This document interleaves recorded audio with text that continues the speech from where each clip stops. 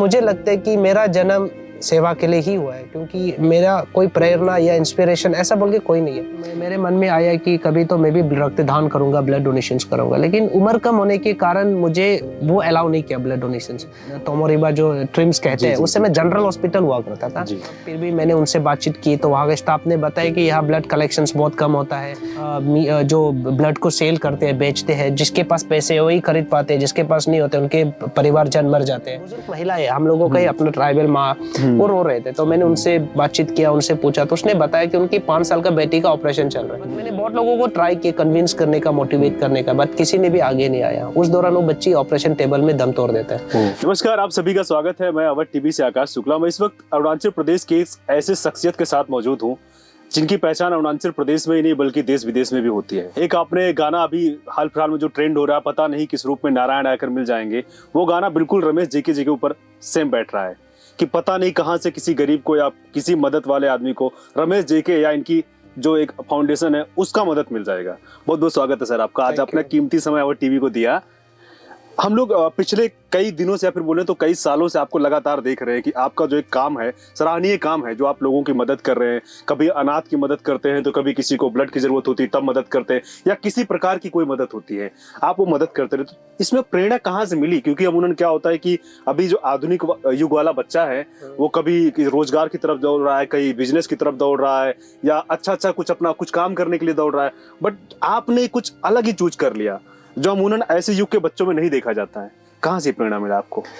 Actually तो सबसे पहले मैं आपको और आपके अवध टीवी को मैं धन्यवाद देना चाहूँगा कि आपने मुझे ये मौका दिया कि मैं अपने मन की बात रख सकूं, और आपने मुझे नारायण भगवान के साथ कंपेयर किया, जबकि मैं उनके धूल के बराबर भी नहीं हूँ।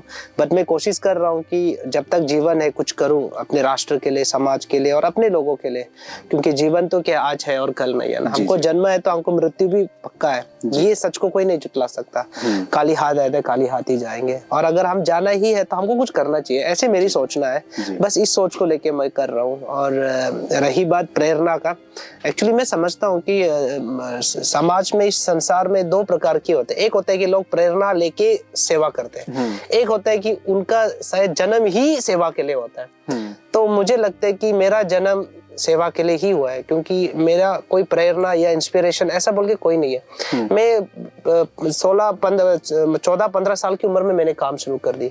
इससे पहले मैं जब छोटा था तो जो अपना विवेकानंद केंद्र है उसके माध्यम से मैंने स्कूल्स में जाके स्वाध्याय वर्ग, योग वर्ग और संस्कार वर्ग भी मैं लेते थे। तो 14-15 साल की उम्र में मैंने डिसाइड किया कि चलो मुझे अपने लोगों के लिए मुझे काम करना है। तो मैं समझता हूँ कि मेरा जन्म सेवा के लिए हुआ है, तो उस सोच को लेके बस कर रहा हूँ। लेकिन कहीं ना कहीं होता है कि कुछ एक जैसे होता है ना कि कुछ पॉजिटिव मोमेंट होता है कि कुछ चीज को हम लोग देखते हैं कि किसी को ब्लड का जरूरत है, या किसी का परिवार में कुछ नहीं, उसको अग्नि संस्कार या बहुत सारी चीजें होती है जरूरत है, तो वहां से आदमी भावुक हो जाता है ना। उसके मन में एक भावना होती है, करे काश हम ये चीज को कर सकते हैं। तो बहुत सारे ऐसे भी लोग हैं अपने इंडिया में या भारत में या बाहर में भी होते हैं कि जो उस मोमेंट को देख के उनके मन में एक दया जो होता है ना, वो सिंपैथी गेन हो जाता है कि यार हमको ये काम करना ही चाहिए, तब उनके मन में आता। बट ये क्या ऐसे कभी आपके सिचुएशन में रहा, साथ में रहा? हाँ, एक्चुअली एक ऐसा एक इंसिडेंट हुआ आज से 17 साल पहले, क्योंकि जब मुझे लगा कि ब्लड डोनेशंस बहुत इंपॉर्टेंट है और रक्तदान करनी चाहिए। और जब मैंने 12वीं के बाद जब नेशनल डिफेंस एकेडमी NDA जैसा इंस्टीट्यूट में मेरा सिलेक्शन हुआ, एंड देन मैं आर्मी के बीच मैंने रहा कुछ समय तक, और उस समय मैंने देखा कि इंडियन आर्मी है या हमारे जो जवान रहते हैं वो देश की सुरक्षा के साथ साथ रक्तदान भी करते हैं, सेवा वाले। तो वो देखने के बाद मेरे मन में आया कि कभी तो मैं भी रक्तदान करूंगा, ब्लड डोनेशंस करूंगा, लेकिन उम्र कम होने के कारण मुझे वो अलाउ नहीं किया ब्लड डोनेशंस। बट एक समय ऐसा मुझे मौका मिला कि मैं रक्तदान कर पाऊं, और उस समय मैं अरुणाचल लौट के आया। तब नाहरलगुन में अभी तोमोरिबा जो ट्रिम्स कहते हैं, उस समय जनरल हॉस्पिटल हुआ करता था। तब मैं ब्लड बैंक गया, और जब ब्लड बैंक का सिचुएशंस और हालात देखा तो बहुत बुरा हालात था। तब फिर भी मैंने उनसे बातचीत की तो वहाँ के स्टाफ ने बताया कि यहाँ ब्लड कलेक्शंस बहुत कम होता है, ब्लड डोनेशंस तो दूर दूर तक कभी उनका कोई नामो निशान नहीं है। कुछ ब्रोकर्स है जो ब्लड को सेल करते हैं, बेचते हैं, जिसके पास पैसे है वही खरीद पाते हैं, जिसके पास नहीं होते उनके परिवारजन मर जाते हैं।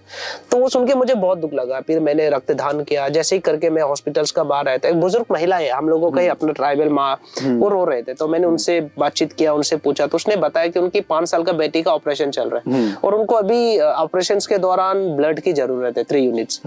तो मैं तो दे दिया, तो मैं दे नहीं सकता, बट मैंने बहुत लोगों को ट्राई किया कन्विंस करने का, मोटिवेट करने का, बट किसी ने भी आगे नहीं आया। उस दौरान वो बच्ची ऑपरेशन टेबल में दम तोड़ देता है और उस माँ को शायद उस सिचुएशंस को, उस दर्द को माँ ही समझ पाएगा, हम में से कोई नहीं समझ सकता। अगर कोई माँ अपने बच्चा को खोए तो वो माँ समझेंगे कि बच्चा को खोना क्या होता है। बस चंद यूनिट ब्लड के लिए उसने अपने बच्चे के जीवन खो दी और वो माँ रोते रोते अपने बच्चे के डेड बॉडी को, उसका शव को हाथ में पकड़ के बहुत रो रहा था। तब मैंने सोचा कि आज भारत देश कहाँ से कहाँ जा रहा है, आज दुनिया कहाँ से कहाँ जा रहा है, हमारे नॉर्थ ईस्ट में जो बाकी के राज्य है, स्टेट्स है, वो कहाँ से कहाँ जा रहा है, और हमारा अरुणाचल आज भी 20th सेंचुरी में ब्लड देना सीखा नहीं है। मुझे बहुत दुख लगा और मैंने जब पूछताछ करना शुरू किया तो पता चला अरुणाचल में ऐसे हजारों लोगों का देहांत हो गया, डेथ हो गया, जो ब्लड कमी के कारण से। एक्सीडेंट हुआ, वो एक्सीडेंट्स की कमी के, एक्सीडेंट में ज्यादा ब्लीडिंग होने के कारण से, ब्लड की कमी के कारण से डेथ हो गई। शायद आपको पता होगा, आज से कई वर्ष पहले यहाँ से 6 किलो में एक बस एक्सीडेंट हुआ था। उसमें बहुत बुरा हालत था। उनमें से बहुत लोगों को हॉस्पिटल लाया गया था, ओवर ब्लीडिंग के कारण से हॉस्पिटल में दम तोड़ दिया। अगर उस समय ब्लड बैंक होता, ब्लड डोनेशन होता, तो उसमें से भी बहुत लोगों को हम बचाया जा सकता था। लेकिन ब्लड की कमियां के कारण से उस दौरान भी, उस बस एक्सीडेंट्स में जितने भी लोग विक्टिम्स थे, बहुत लोगों का जिंदगी चला गया।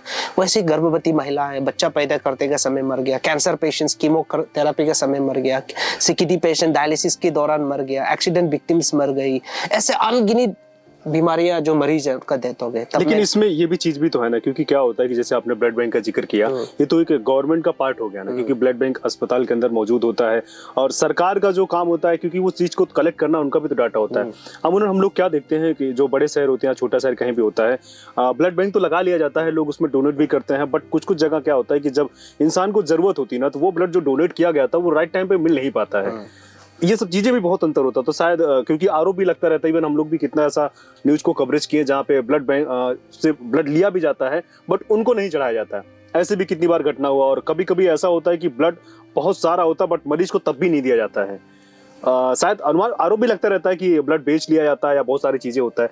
तो ये चीज तो एक गवर्नमेंट का भी पार्ट होता रहता है ना। हाँ नहीं, एग्जैक्टली ये सरकारी का भी जिम्मेदारी है इसमें, बट इम्पोर्टेंट है कि अवेयरनेस। अभी सरकार में जो भी रिप्रेजेंटेटिव है, चाहे वो मुख्यमंत्री हो, मंत्री हो, कोई भी हो, लेकिन है तो वो भी इंसान ना। उनको भी जब तक कोई आके अवेयर नहीं करेंगे, उसके ब्लड बैंक की इंपॉर्टेंस बताएंगे नहीं, ब्लड डोनेशन के बारे में बताएंगे नहीं, तो उनको भी पता कैसे चलेगा।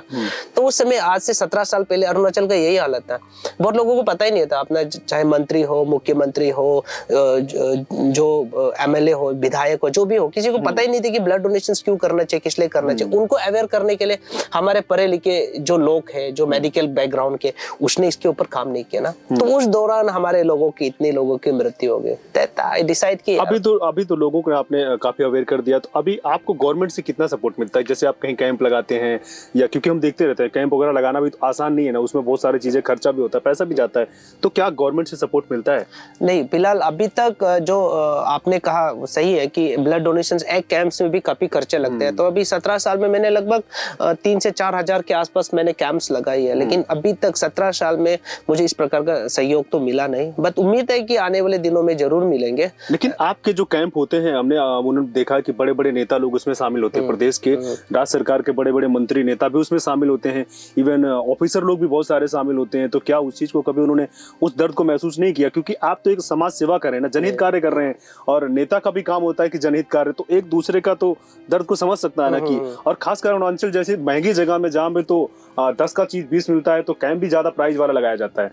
बाकी जगह में तो हम लोग देखते हैं कि बस के अंदर में जाता है आदमी, डोनेट करके ब्लड चला जाता है, बट यहाँ जो होता है सर का प्रोग्राम बकायदा, उसके लिए पोस्टरबाजी भी की जाती है। कुछ दिन पहले से लोगों को अवेयर किया जाता है कि हाँ इस डेट को यहाँ में ब्लड कैंप लगेगा, donation camp, blood donation camp लगेगा, उसमें आपको डोनेट करना है। तो उस चीज को सरकार के लोग भी देखते हैं और समझते भी हैं। तो कभी तो उनके मन में ये मनसा होना चाहिए ना कि हाँ 17 साल से जो इंसान हमारे देश के लिए या फिर हमारे राज्य के लिए काम कर रहा है, लोगों को ब्लड का जरूरत पड़ रहा है, तो नॉर्मल से नंबर रमेश जेके जी को कॉल करो, ब्लड मिल जाएगा। तो कुछ तो एक होता ना कि प्रोत्साहन के रूप में देखा जाए कि चलो आगे से आपका जो कैंप लगेगा उसमें 100% ना करके 50% या 40-30 कुछ तो किया जाना चाहिए। हाँ, क्या कुछ चीज को मानते हैं आप? नहीं, इस चीज को ऑब्वियसली मैं इस चीज को मैं एग्री करता हूँ, क्योंकि कुछ मैकेनिज्म तो होनी चाहिए कि हम अपने काम को कैसे आगे लेके जा सके ना।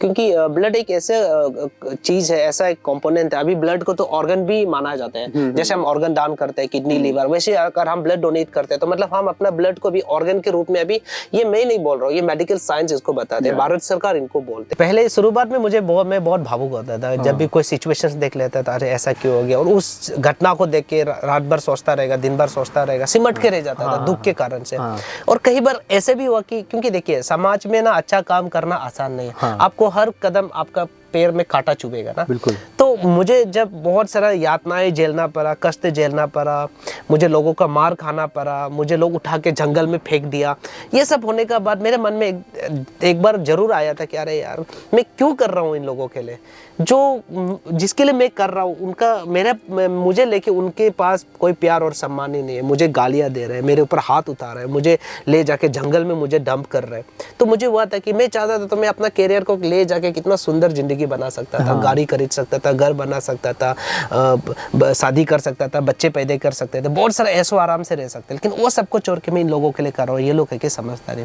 आज भी होता है कभी कभी, क्या यार भावुक हो जाता हूँ कि मैं क्या कर रहा हूँ यार, मैं क्यों कर रहा हूँ, मैं किस लिए हूँ, कभी कभी भावुक हो जाता है। लेकिन स्वाभाविक सा बात है भावुक होना, बट करना तो सेवा ही है।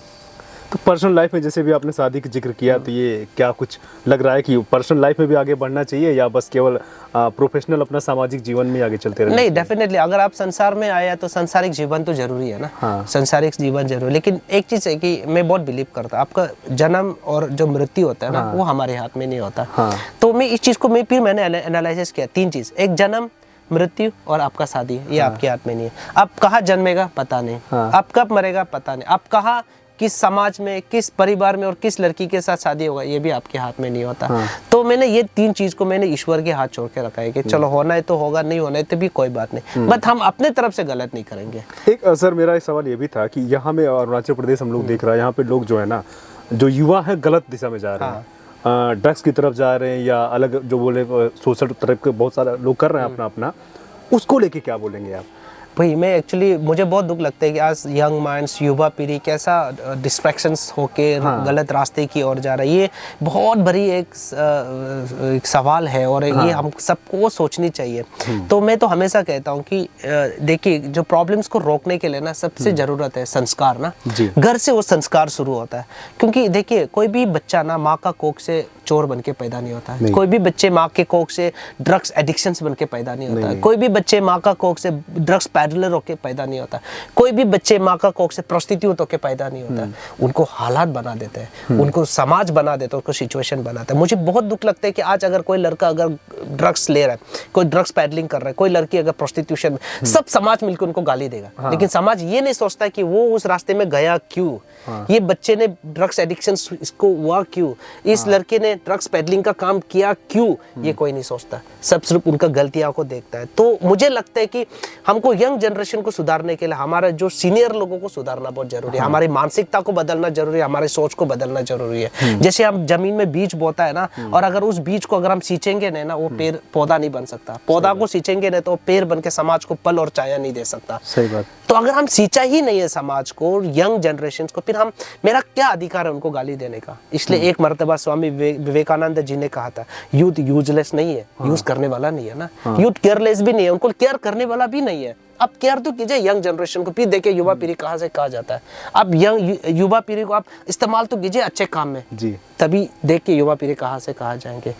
ये प्रॉब्लम्स है। तो ये बहुत दुख की बात है, अगर इस प्रकार का हमारा सिस्टम में ये मानसिकता रहा, हमारे बड़े लोगों में ये मानसिकता रहा, हमारे जो पढ़े लिखे लोगों में ये मानसिकता रहा ना, युवा पीढ़ी जो गलत रास्ते में ना, ये तो शुरुआत है। लेकिन इसमें जो मेरा अपना खुद का मानना है, अगर रोजगार भी एक बहुत बड़ी समस्या है, अगर लोगों को रोजगार या काम, ये चीजें प्रोवाइड किया जाए तो उनके पास इतना खाली समय नहीं होगा कि उन सब चीजों की तरफ जा सके।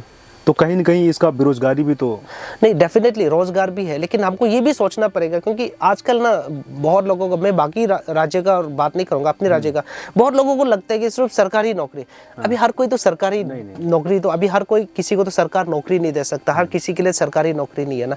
तो हर बार मैं लोगों, अभी भी मैं यंग माइंड से, यूथ से मिलने से मैं उनसे बात करता हूँ, आप ये देखिए कि आप में क्या पोटेंशियलिटी है, आप में क्या टैलेंट है, आप में क्या स्किल है, वो देखिए। आप उस स्किल है तो उसको लेके आप काम करना शुरू कीजिए। जैसे कि 17 साल पहले जब मैं 15-16 साल की उम्र में मैंने काम शुरू किया, करते करते मुझे लगा कि मैं सोशल फील्ड के लिए मेरा स्किल है, मैं सेवा कर सकता हूँ। मैंने उनको पकड़ा और मैं निकला। अब मैं 17 साल बीत गया, मैं अभी 17 साल में सर्वाइव कर पाया, मैं आगे भी करूँगा। ऐसे कि युवा पीढ़ी आजकल का जो लड़का है कि उस फील्ड में, किस फील्ड में वो एक्सपर्ट है, उस फील्ड में आप आगे जाए ना। लेकिन हमारे अगर लोग अगर सिर्फ सोचेंगे कि हमको सरकारी नौकरी चाहिए, सरकारी नौकरी चाहिए, सरकार हमको नौकरी देना चाहिए, तो फिर ये तो संभव ही नहीं है, तो पॉसिबिलिटी नहीं है ना। ये एक ऐसा मुद्दा है कि जिसको सबको मिलकर सोचना पड़ेगा, हमारे यंग जनरेशन्स को भी, हमारे सीनियर सिटीजन्स को भी, और हमारे पॉलिटिशियंस को भी, ये सबको मिलकर सोचना पड़ेगा। रमेश जी को आप लगातार देखते रहते हैं, सोशल मीडिया पे आपका वीडियो भी बहुत सारा आता रहता है, हम लोग भी देखते रहते हैं, इंस्पायर भी होते हैं बहुत सी चीज़ को लेके। और मेरे मन में भी जिज्ञासा होता है कि क्यों ना ऐसे काम को हम पर्सनल भी करें।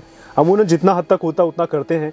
जानवर के प्रति लगाव हम लोग को भी बहुत है, इंसान के प्रति भी बहुत ज़्यादा लगाव है, और जितना अच्छा हो सकता है उतना अच्छा करते हैं। लेकिन शायद कुछ आप लोगों को भी सीखने की ज़रूरत है, और हम लोगों को भी बहुत कुछ सीखने की ज़रूरत है रमेश जी से, क्योंकि जो एक अच्छा काम कर रहे हैं ना, ये हर कोई नहीं कर सकता। क्योंकि हमने भी चीज़ को देखा हुआ है कि लोग तरह तरह का ताना या जो बहुत सारा चीज़ों को, समाज जो है ना, जो एक समाज शब्द है ना, कभी कभी सपोर्ट भी करता है, लेकिन समाज कभी कभी ऐसा कर देता है ना कि आदमी अंदर से कमज़ोर हो जाता है। तो मेरा जो अपना न्यूज़ दिखाने का मतलब भी था, और ख़ासकर रमेश जी को बुलाने का अपना स्टूडियो में यही मकसद था कि आप लोग भी चीज़ को सीखो कि जिनको कुछ करना होता है ना, उनको ऑटोमेटिक उनके रास्ते बनते चले जाते हैं। तो आप समाज सेवा ही कीजिए ना, गलत तरफ मत जाइए, गलत चीज़ें मत कीजिए, क्योंकि वो आपको बर्बाद करेगा। कोशिश कीजिए कि किसी का दुआ लीजिए, बद्दुआ मत लीजिए। फिलहाल मिलते हैं अगली कड़ी में, और देखते रहिए Awadh TV. Thank you so much.